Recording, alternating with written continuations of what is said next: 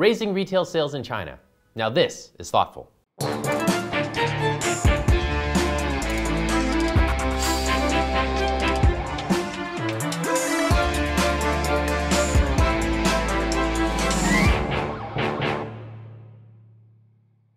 Hello, I'm Trevor Lai in Shanghai.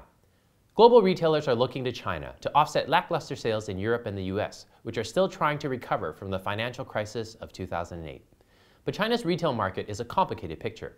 While sales have grown over 15% since 2007, companies like Walmart and Tesco show signs of slowing down, and China's retail sales during this year's Lunar New Year celebration increased at the slowest rate in 4 years.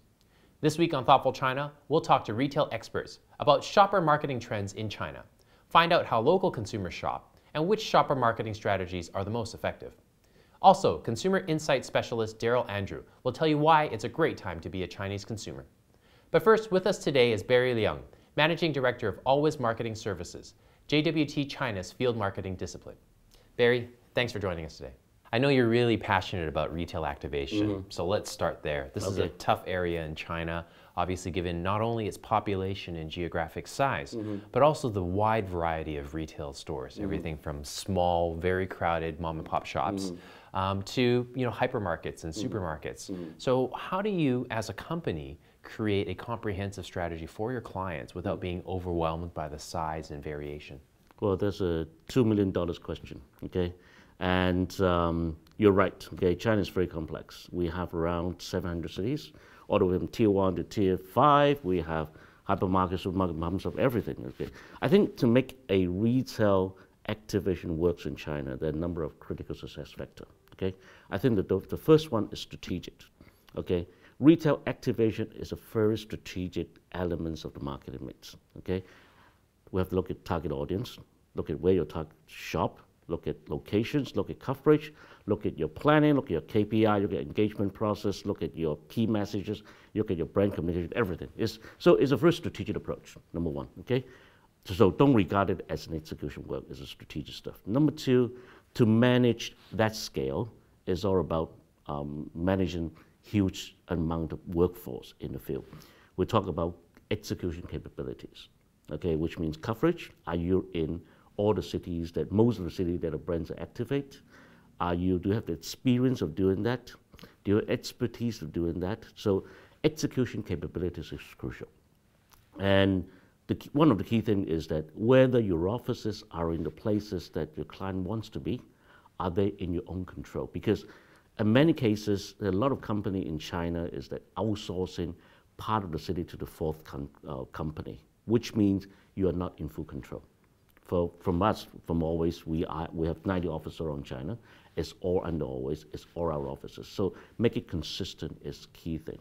I think the key thing is that the next key thing is the operation structures.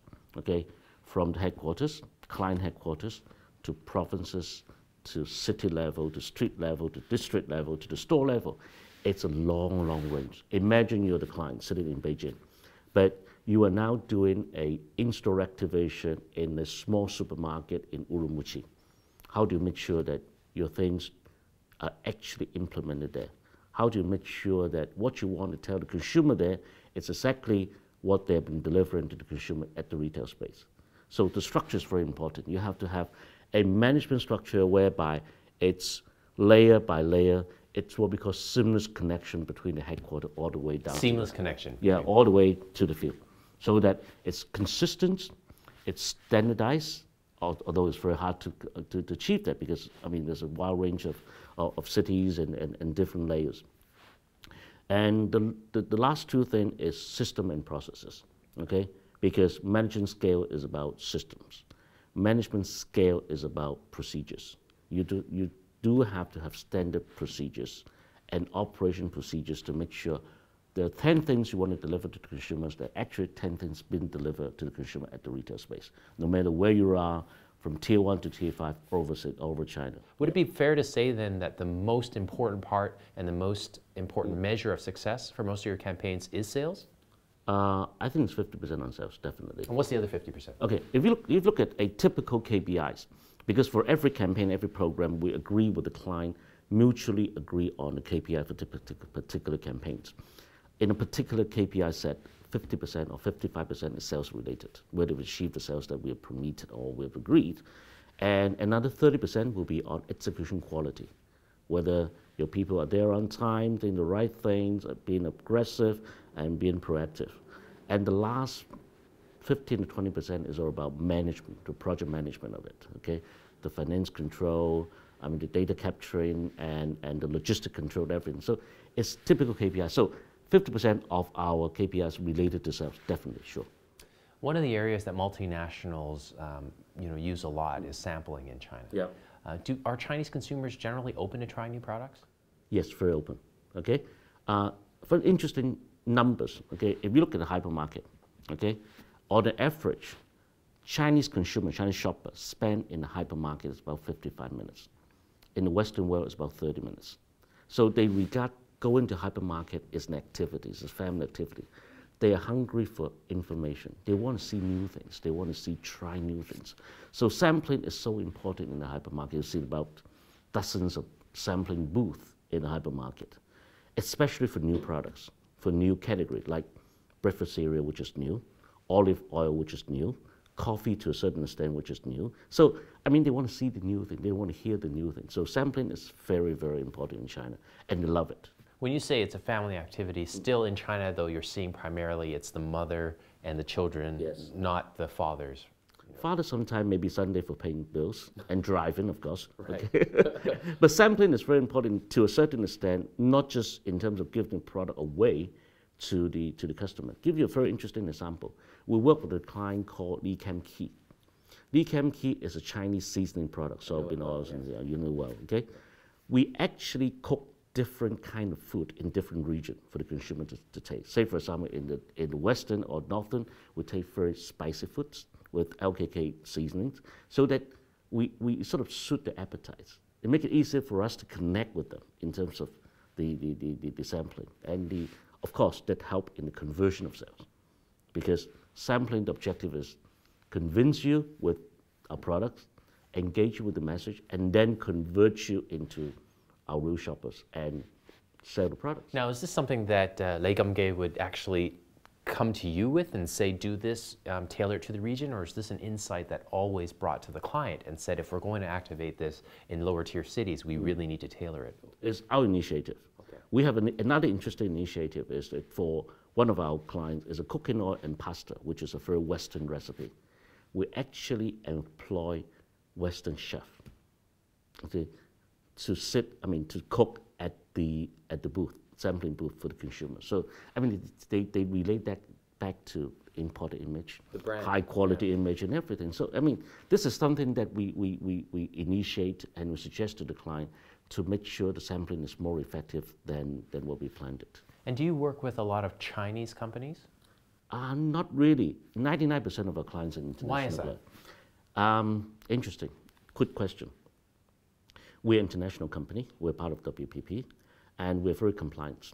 Okay, and all the international clients tend to be more come to us more because of our compliance and transparency. Because if we go to the local company, local suppliers, there are a lot of gray area. They're not compliant. They're maybe not consistent. They're using third party, fourth party, and everything. So a lot of international can come to us because we are compliant. We are a sort of a company with integrity. But isn't that an opportunity, though, in that sense that if a lot of the local companies aren't yet, turned on to perhaps using such a internationally compliant oriented company, isn't that an opportunity from a new business standpoint for you, but also for Chinese enterprises to be working with a partner that can actually offer some transparency? Exactly. I can offer you a job.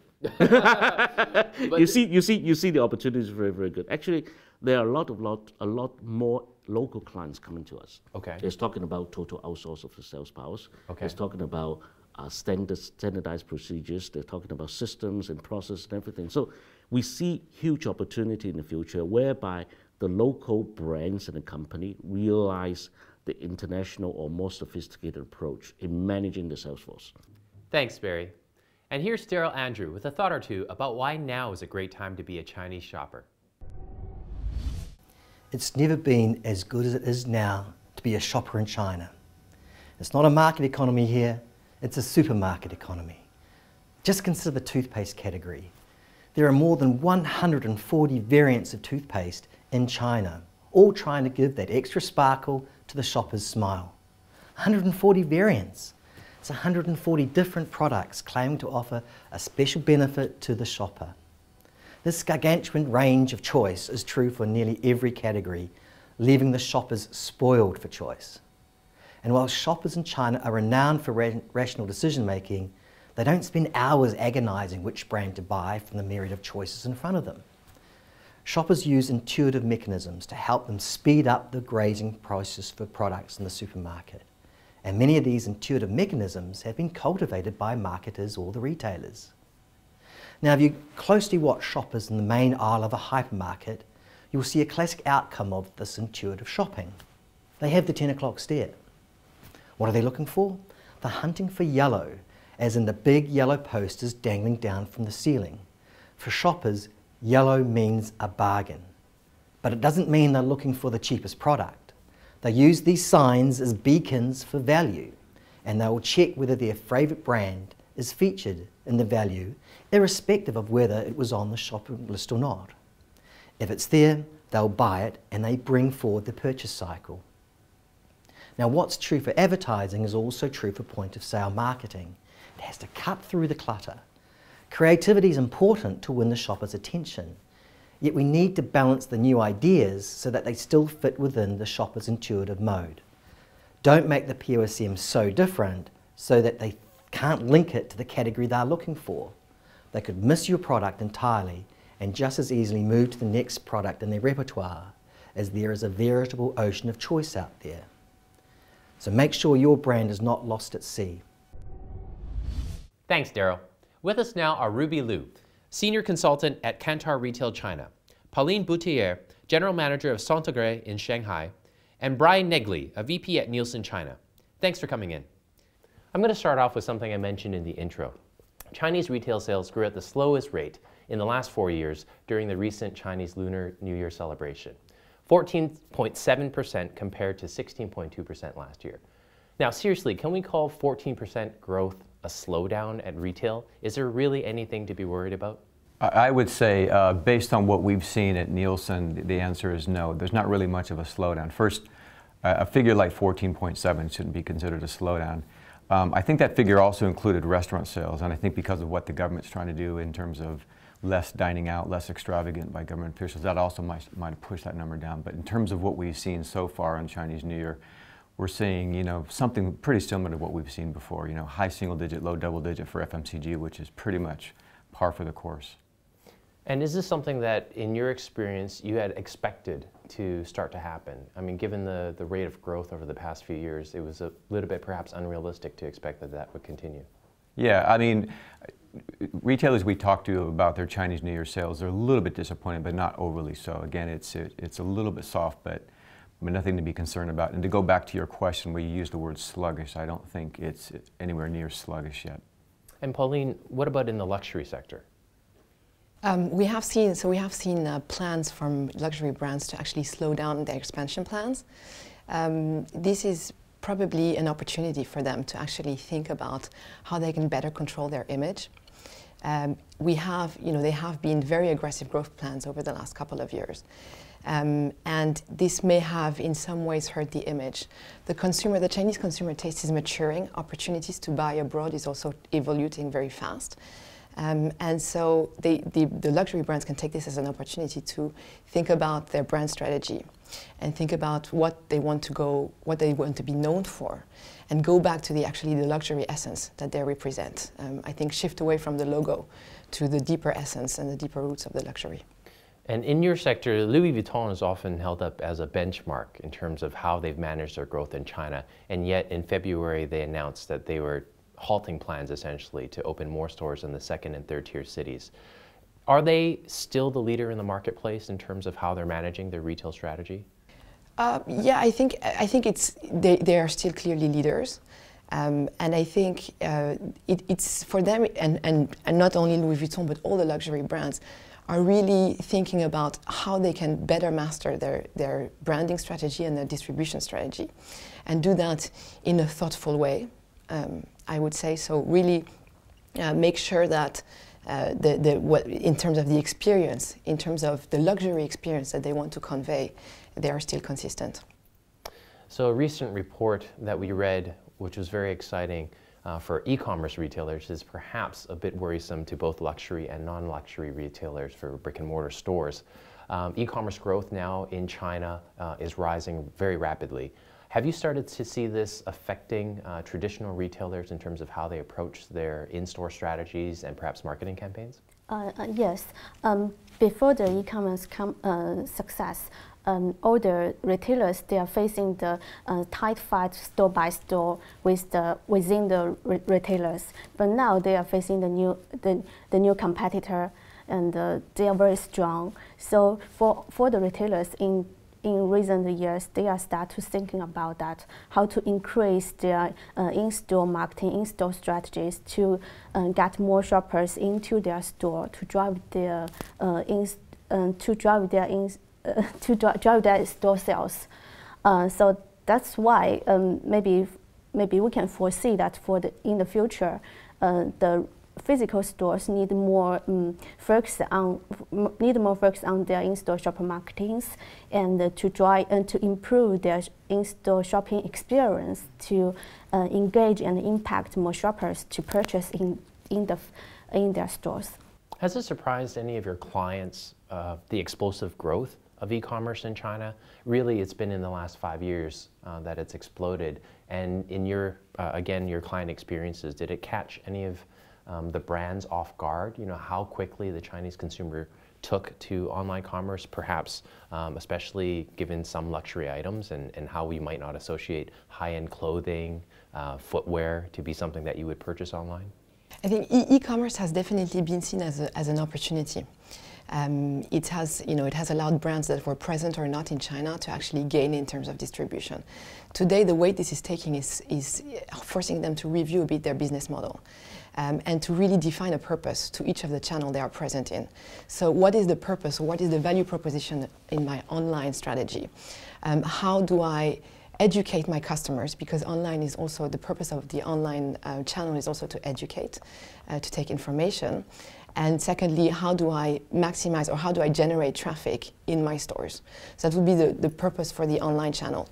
For the stores, now that the online has allowed to gain more traffic for the stores, it's really about experience. Yeah. And it's how can I have an impactful experience of the brand?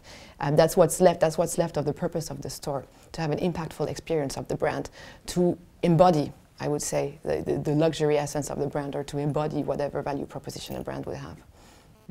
To go back to your original question, I think it did catch some by surprise. I mean, there's been online sales in the FMCG market for certain categories, such as diapers, for a long time.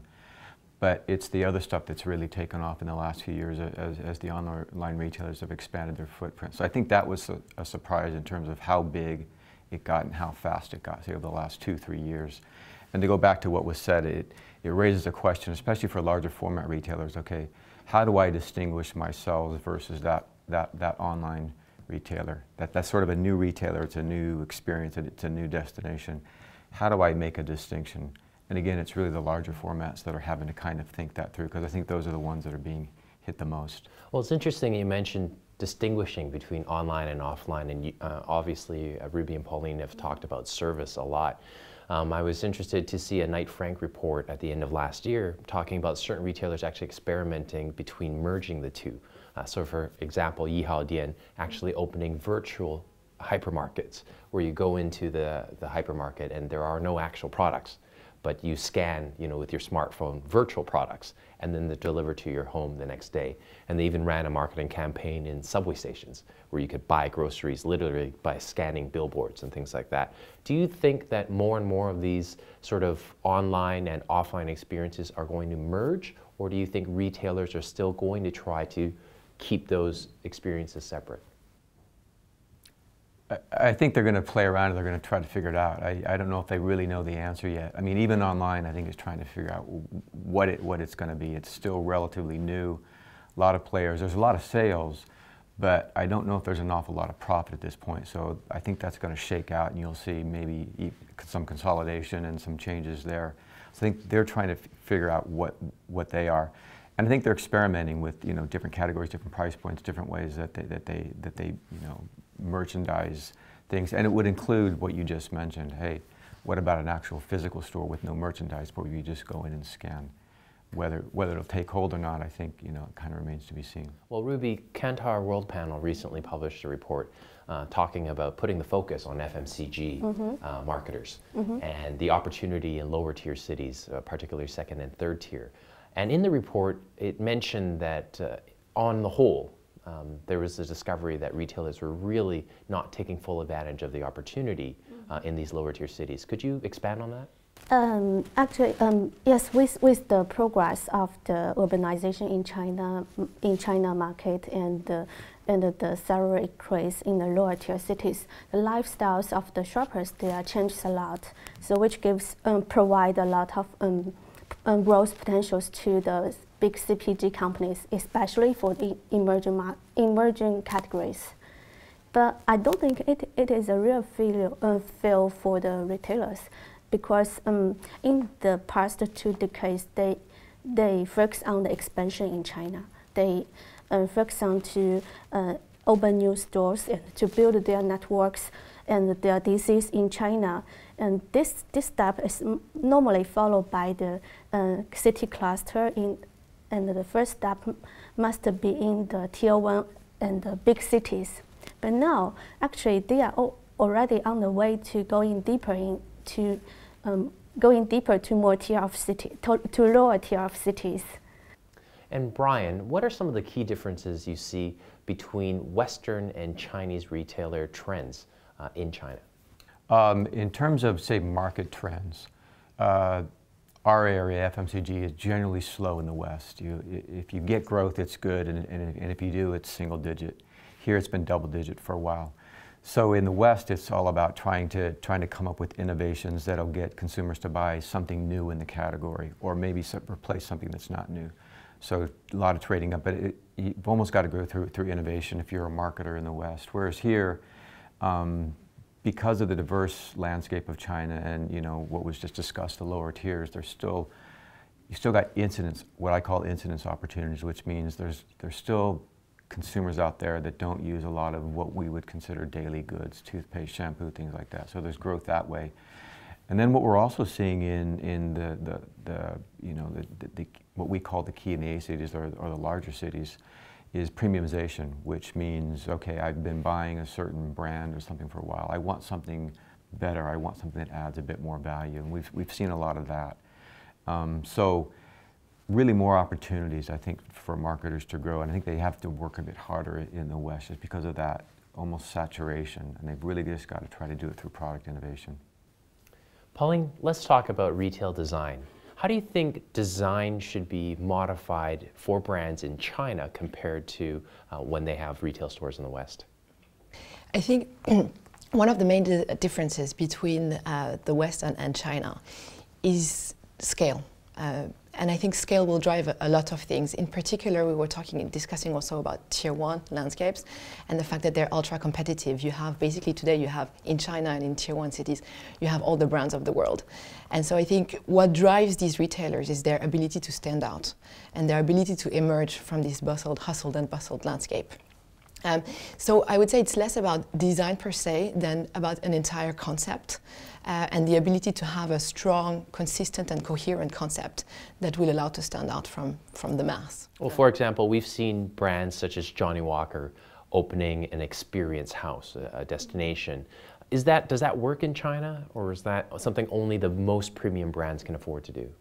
I think obviously it's easier for most premium brands, and I was talking about making a statement, and I think making a statement probably comes first from something eye-catchy. Eye-catchy is probably a word that I've heard very, very much in China. I've heard it less in the West, and so this comes from how do you make a statement in particular for these brands? It's about location. Location is first, and if we're talking about retail, we're probably talking about location. It has helped some brands to premiumize. When I look at Zara, for instance, where they are, their locations in China are very often very close to premium shopping malls. So it's helped them premiumize. Location is one way to make a statement. The other way, which is probably very specific to China, will be what customers will perceive from the store from the outside, so the facade. And I think that's maybe one of the key differences between West and Western countries and China is the impact or the statement that they make via their facade. This is very true for luxury brands, but it's also come to be true for other more mass retailers such as Gap, for instance, which you see have huge facades. Yes, the window displays, I mean, in Shanghai, for example, have just really taken off in terms of their sophistication and their design, and it really looks like they're trying to compete on a global level. And I guess that's part of the experience that you're talking about. And size, the pure size of the location also matters. Sephora recently opened their biggest store in the world in Shanghai. So those are all ways that brands will use to make a statement. Brian, Ruby, Pauline, thanks for being on Thoughtful China. That wraps it up for today. Be sure to subscribe to us on Tudo and YouTube. You can also follow us on Weibo and Twitter and join our LinkedIn group. See you again.